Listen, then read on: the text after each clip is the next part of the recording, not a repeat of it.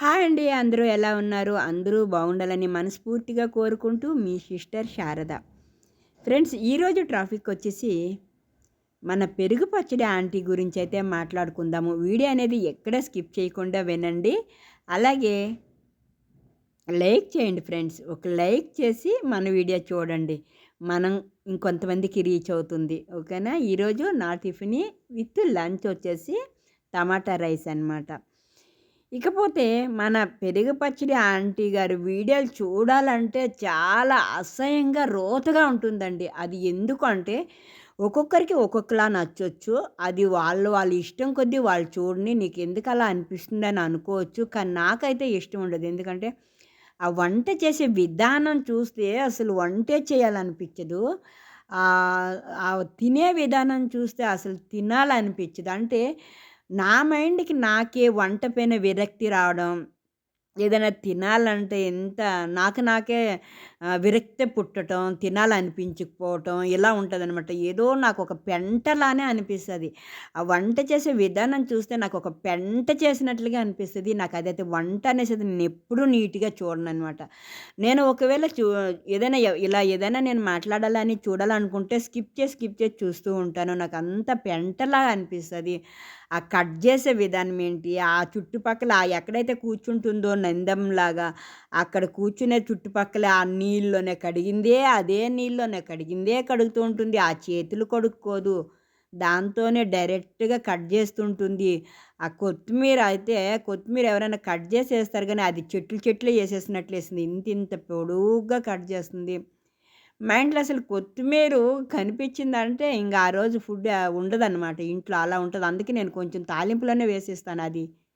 తాలింపులో వేగిపోయి మిక్స్ అయిపోవాలనేసి. అలా ఉంటది. అలాంటిది చెట్లే వేసేస్తుంటుంది. అలాగే ఆ చేత్తో పసుపు ఒక ఇంత తీస్తుంది, ఇలా దులిపేస్తుంది. కారం ఒక ఇంత తీస్తుంది, ఇలా దులిపేస్తుంది.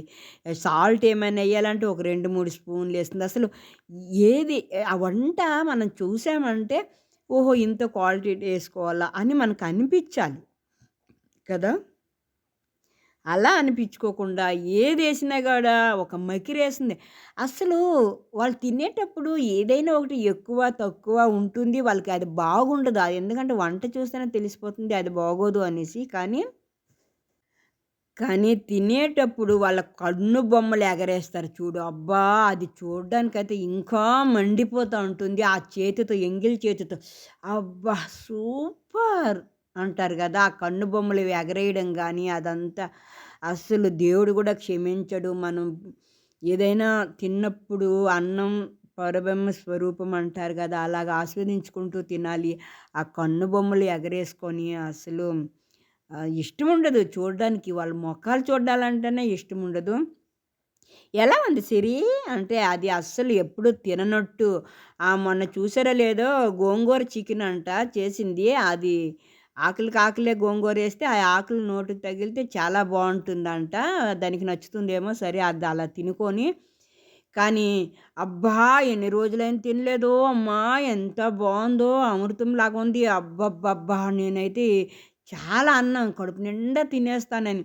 నువ్వు ఏది చేసినా గాని చాలా బావుంటుంది, చాలా బావుంటుంది అని చెప్పి జనాలకైతే ఒక ఇరిటేషన్ అనేది వచ్చేసిందనమాట. చాలా అమృతంలాగుంది. చాలా బావుంది. చాలా టేస్ట్‌గా ఉంది. అంటే మీరు ప్రతిరోజు తినేదే అది గదా! మళ్ళీ ప్రత్యేకించి ఏదో తిన్నట్టు ఎంత బావుందబ్బా! ఎంత బావుందబ్బా! అని అది చెప్పడం అయితే నాకైతే చాలా ఇరిటేషన్ అనిపిస్తది. ఆ పెద్దది తిన్నప్పుడు చెప్తది గదా! చాలా ఇరిటేషన్‌గా అనిపిస్తది. వంట చేసే విధానంలో నాకు చాలా రోతగా, అసహ్యంగా అనిపిస్తుంది. చాలా అసహ్యం అనిపిస్తది. కానీ చూసేవాళ్ళు చూస్తారు, ఇష్టపడేవాళ్ళు ఇష్టపడతారు. చెప్పాను కదా! ఎవరు దేనికి ఎడిట్ అయితే దానికి ఎడిట్ అయిపోతారు కాబట్టి చూస్తారు.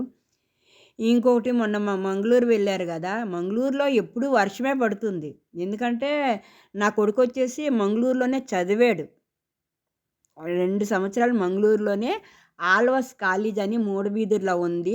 చాలా మంచి కాలేజు. చాలా పెద్ద కాలేజ్ అదనమాట కర్ణాటకకి. ఆ కాలేజీలో 2 సంవత్సరాలు నా కొడుకు చదివినప్పుడు నేను నెలకొకసారి, అలాగే 20 రోజులకొకసారి నేను వెళ్ళేదాన్ని. అక్కడ ప్రతిరోజు వర్షం పడుతుంది. అలాగే ఆగుతుంది గూడా. ప్రతిరోజు వర్షం పడడం వల్ల ఆ కొండల్లో పచ్చదనం, ఆ వాటర్ రావడము ఇదంతా ఉంటుంది. ఆహా! అక్కడేసిన ఆ కప్పగంతులు చూడాలి. అబ్బా! వర్షం ఫ్రెండ్స్, వర్షం ఫ్రెండ్స్, చాలా బావుంది ఫ్రెండ్స్, నేచర్ చాలా బావుంది ఫ్రెండ్స్. ఫ్రెండ్స్ ఎక్కడైనా నేచరు వాళ్ళ వాళ్ళ ఊర్లో ఉండే నేచరు వాళ్ళకి ఇష్టపడదవచ్చు కావచ్చు గానీ, ఎక్కడైనా వాళ్ళ వాళ్ళ ఊర్లో ఉన్న నేచర్ అనేది చాలా బావుంటుంది. మనం చూసే కళ్ళు బట్టి ఉంటది నేచర్. అంతే గదా! ఆ ఎగరడము, ఆ గౌన్‌లేసుకొని అక్కడ మంగుళూరులో ఒక్కొక్క దగ్గర అలా ఇల్లులు సింగిల్ సింగిల్‌గానే ఉంటాయి. ఒక ఊరులాగా ఉంటే కూడాను, వాళ్ళు తోటల్లో వాళ్ళు సింగిల్ సింగిల్‌గా ఇల్లు కట్టుకుంటారు. అక్కడ అలా చెక్కలతో కడతారు. అదంతా నార్మల్ అక్కడ. ఎవరైనా ఎళ్తే మీరు చూసుంటే తెలుస్తది. దానికోసం విపరీతంగా ఆ కొండ చర్యల్లో వచ్చే నీళ్ళన్నీ చూపించుకుంటూ ఆహా! అని మురిసిపోవడం. ఆ వంపు సొంపులు వయ్యారాలు తిప్పుతారు జూడు. నాకస్సలైతే అసహ్యం అంటే అసహ్యం. ఎందుకంటే ఒక పద్ధతి లేదు. ఇంతకుముందు కొంచెం పద్ధతిగా అయినా ఉండేది. ఇప్పుడు సెలబ్రిటీ అయిపోయింది గదా! అందరూ దాన్ని సెలబ్రిటీ చేసేసారు గట. ఆ వంపు, సొంపులు, ఆ వయ్యారాలు చూస్తుంటే అసహ్యం అంటే అసహ్యమేస్తుంది. ఇంకా అక్కడ హోటల్‌లో తినేసిందంట. ఇంక లావయిపోయిందంట. డైట్ అమ్మ దీనెమ్మ డైట్ గాని, ఆ డైటు ఒకరేమో చిలకలు, చిలకలు, చిలకలు అనేసుకొని వీడియోలు తీసుకుంటున్నారు.